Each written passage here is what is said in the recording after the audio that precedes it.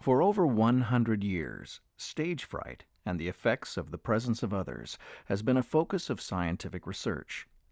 This study hopes to expand upon that research by examining variables that may enter the stage fright equation. Though many studies of performance anxiety, or stage fright, have been conducted in the domains of sports, communication, test-taking, and music, only a handful of studies have examined stage fright in the domain that gave stage fright its name: acting. What? And Paris too? Oh, county that would take my maidenhead! The data was collected from a sample of 136 professional actors associated with Sacramento Music Circus and the Musical Theater Guild of Los Angeles. Of the 136 participants, 72% had performed on national or international tours, 40% had performed on Broadway, 56% had at least co-starring roles on television, and over 30% had co-starring roles in film. This is a sample of elite actors, not students or merely members of an acting union, a caliber of professionals never before assembled for this purpose. The results, therefore, are from a sample that could greatly add to the social scientific literature.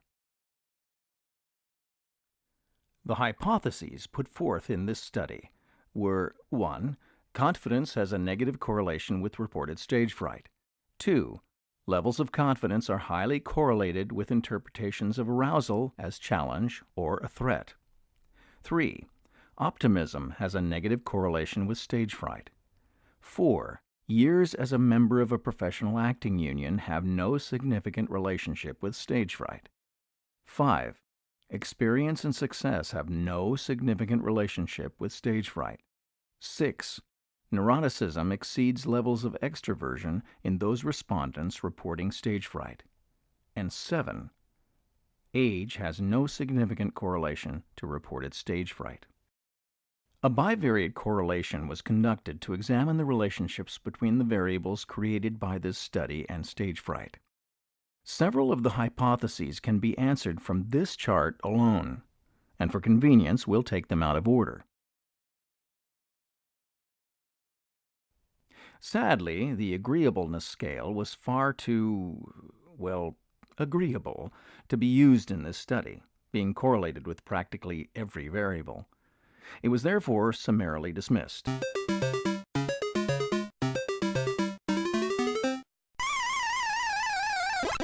The BFI-10 proved to be quite drastic, actually, and lacked sufficient depth beyond serving as a quick measure of personality, which was why it was chosen. Fortunately, in anticipation of this fact, the larger measures of neuroticism, extroversion, and openness were included. We can see that the neuroticism scales on both the BFI-10 and the NEO-PIR have significant correlations with stage fright. The extroversion scale, you'll notice, is not present because there was no significant correlation between extroversion and stage fright. This suggests that hypothesis number 6 is correct. Neuroticism does have a stronger relationship with stage fright than extroversion. This also runs counter to a number of studies arguing that extroversion was indeed a factor in the stage fright equation. Also shown here, optimism had a significant negative correlation with stage fright, suggesting that hypothesis number 3 is correct. Be optimistic, don't you be a grumpy. When the road gets bumpy, just smile. Your purple cherry and bad and all that. When you're sad and all that, no one loves you. Be optimistic and smile. And while we're here, notice that optimism and neuroticism are extremely similar. Opposites in valence, they are essentially measuring the same thing, indicating that an optimism scale may not be needed in future studies.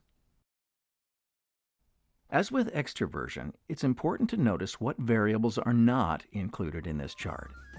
Contrary to previous studies of performance anxiety, years as a professional actor, levels of experience and success as an actor, and age had no significant correlations with reported stage fright. This fact suggests that hypothesis number 4, hypothesis number 5, and hypothesis number 7 are correct.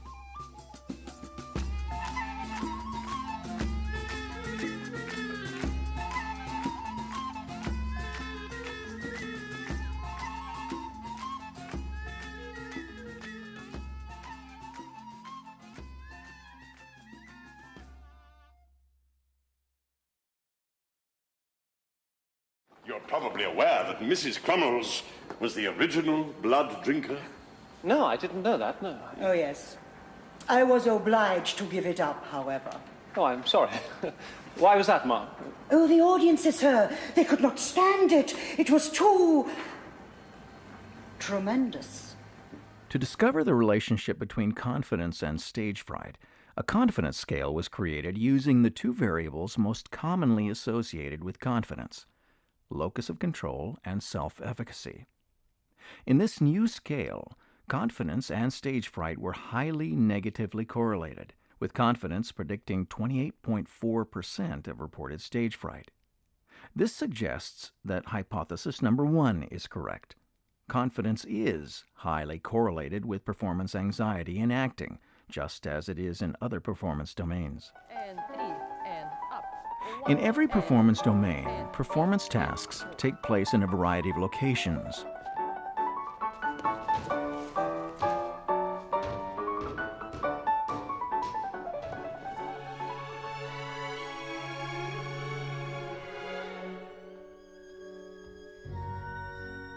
Two primary locations exist for actors: the audition and the actual performance. Both require acting skill, but take place under very different audience conditions. Less than half of those reporting being confident and relaxed while performing reported being confident and relaxed while auditioning.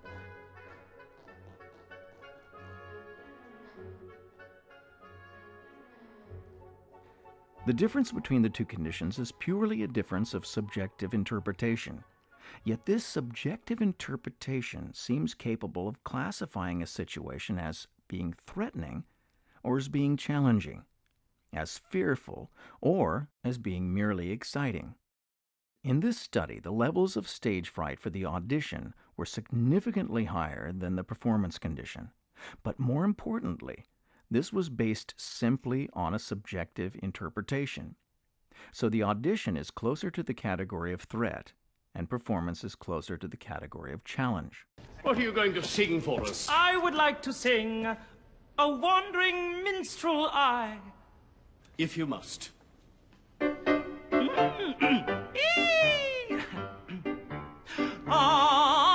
wandering minstrel I, a thing of shreds and... Thank you, Patches. Next, please. Negative levels of confidence were also significantly greater in the audition situation than in the performance situation. A simple regression revealed that confidence could predict 27.9% of audition anxiety. Confidence could only predict 23.2% of anxiety in the performance condition. In fact, the less threatening the situation, the less predictive confidence becomes. While confidence is highly predictive of high anxiety scores, it had no significant correlation with low anxiety scores. The data suggests that hypothesis number 2 is correct. Levels of confidence are highly correlated with an individual's subjective interpretation of a situation.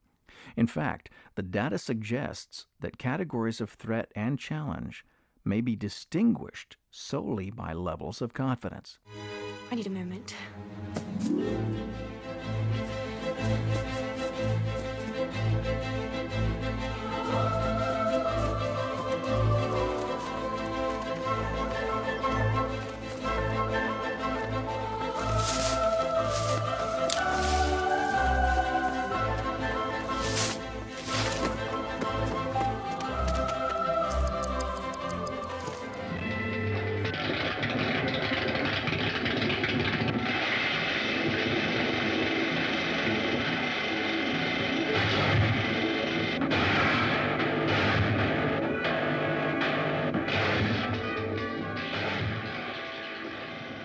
gender.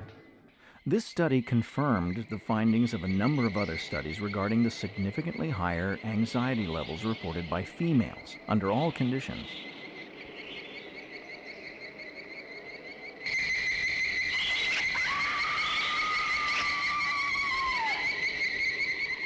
Females reported 18% more anxiety than males and considerably more physical symptoms of stage fright.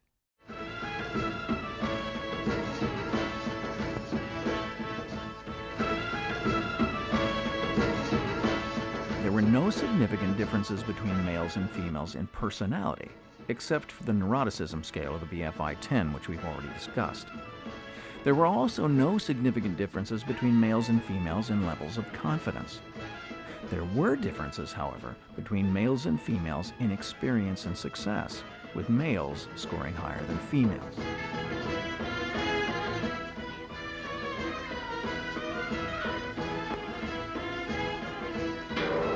Creative self-efficacy, a scale measuring levels of creative confidence, also revealed no significant gender differences. The yes and no group. Approximately 16% of respondents reported never having experienced stage fright. Of this group, extroversion scores were significantly higher than those people who reported that they had experienced stage fright. This was the only difference between the two groups. Some of the reasons given for not having stage fright were trust in the rehearsal process, confidence in task and ability, duty to audience and show, viewing the audience as being unable to evaluate the performance, and arousal interpreted as excitement. The group reporting never having experienced stage fright also had higher scores in experience and success. These were the only two differences. Acting fears. Look at me. Shh. Look at me. I want you to hear every word I say. You understand me? No, please don't make me do this. No, don't make me do this. Listen, George. Don't make me do this, Orson. Shh. Come on. There are some actors. Listen, George. There are some actors who will study and practice and work their whole lives. And they'll be decent actors and they'll get decent reviews. But there are other actors. Listen, George. There are other actors whom I call God created. No, not me, Orson, never me. Look at me. I'm not God created. Look at me. When I look in your eyes, do you know what I see? I see images of magnificence. I see an Antony about to create theatrical history. It seems odd that while the greatest fear for actors was forgetting their lines, few actors reported that being an actual possibility during a performance. Important people in the audience was the second greatest fear, followed by not being a good enough actor. The latter is a fear that very few, even novice actors, seem to have. Surprisingly, most actors feel competent at their task no matter how long they've been acting, which leads us to suspect that stage fright may be more the product of some external situation rather than fears of incompetency.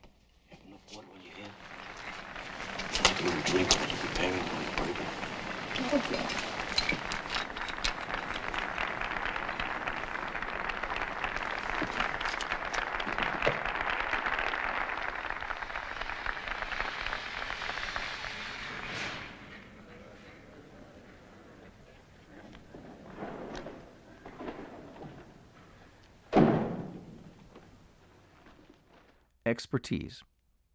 As previously mentioned, acting experience had no significant correlation with stage fright. For actors, there has always been a disconnect between experience and success. Some actors land principal roles on television without a single prior acting experience, while other accomplished actors have worked for years at their craft and never do television, film, or appear on Broadway. Always imagined it's a pretty tough job, though, acting. I mean, the wages are a scandal, aren't they? They can be. I see friends from university, clever chaps, been in the business longer than you. They're scraping by on 7,000, 8,000 a year. It's no life. What sort of acting do you do? Films, mainly. Oh, splendid. Oh, well done. How's the pay in movies? I mean, last film you did, what did you get paid? $15 million. Right. So that's fairly good. It's possible that the learning curve is very short for actors. Theories of expertise may not apply to the acting domain, since the task behavior of novices and experts are relatively the same. If there is a distinguishing factor for acting experts, it is yet to be identified. That's the way he tricked us once before. Practice.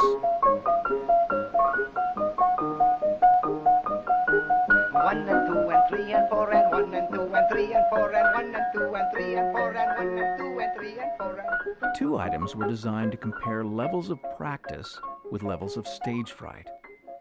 Although 75% of respondents felt moderately well to well rehearsed in their last major role, 64% of respondents still reported experiencing some stage fright symptoms. However, it's interesting to note that there were no negative references to being well or over-rehearsed. Being well or over-rehearsed was associated instead with freedom or control, the ability to take more risks, the ability to alter or add nuance to the performance, or the ability to discover and explore. The key emotional state associated with the proper amount of rehearsal was comfort.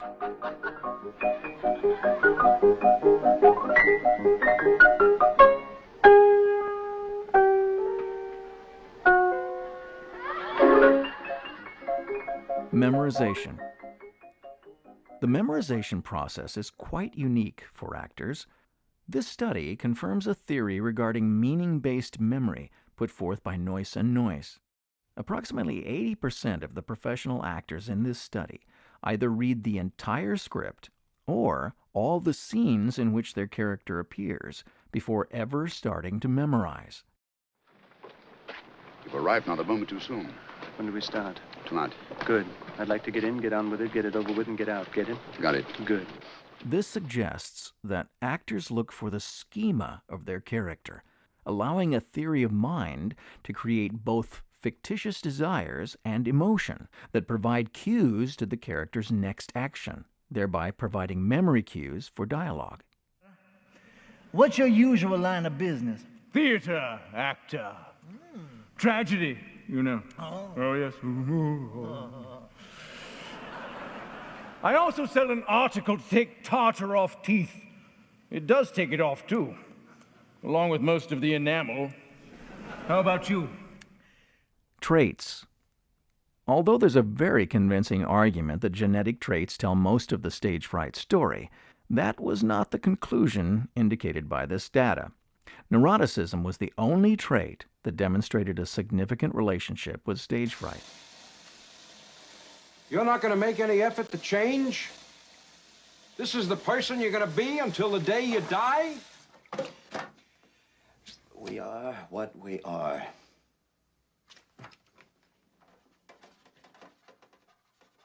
Age. Although age was not significantly correlated with stage fright, it did have a significant relationship with confidence. There was also a significant difference between high and low trait anxious groups and age, with older actors landing primarily in the low anxious group. Confidence. The data presented here suggests that high levels of confidence, while not eliminating arousal, may be capable of relabeling the arousal as excitement. Actually, it hasn't been so bad. You know, I took you up on your advice, and I found a dress. Ellie was right. When I put it on, it felt like magic. Get down on the ground before I blow your freaking head off! So, arousal is not an enemy, even in highly complex tasks, such as acting. The data further suggests that confidence may eliminate cognitive anxiety, allowing for greater cognitive capacity.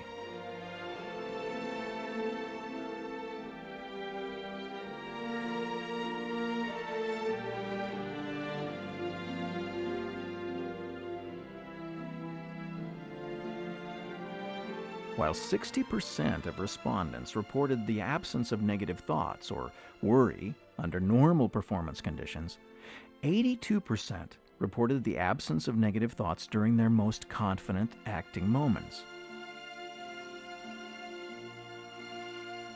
Furthermore, there was an interesting association between the most confident acting moments and the word fun.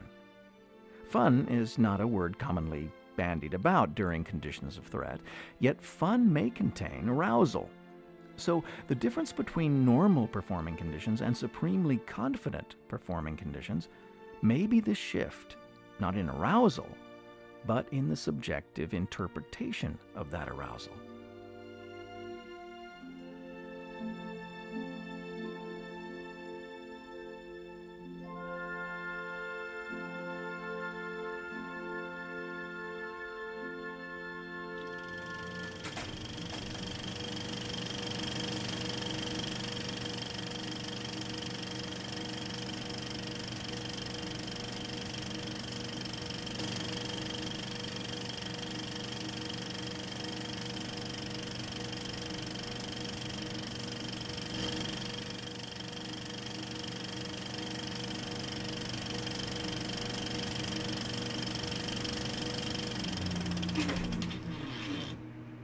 Conclusion.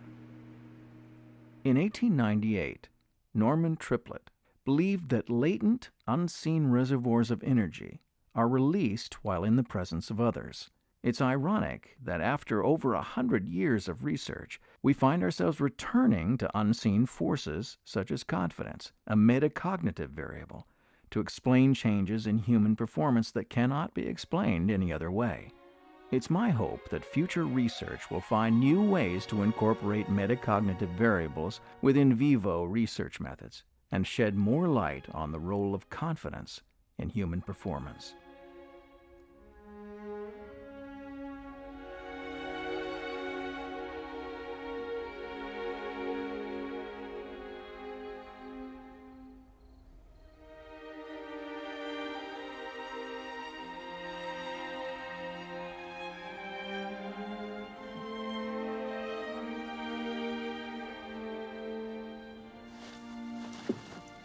And so good night unto you all.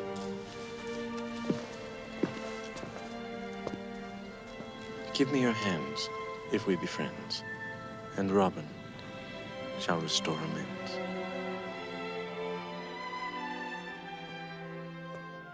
The yellow brick road. Frankly, my dear, I don't give a damn. Of all the gin joints in all the towns in all the world, she walks into mine. Oh my goodness.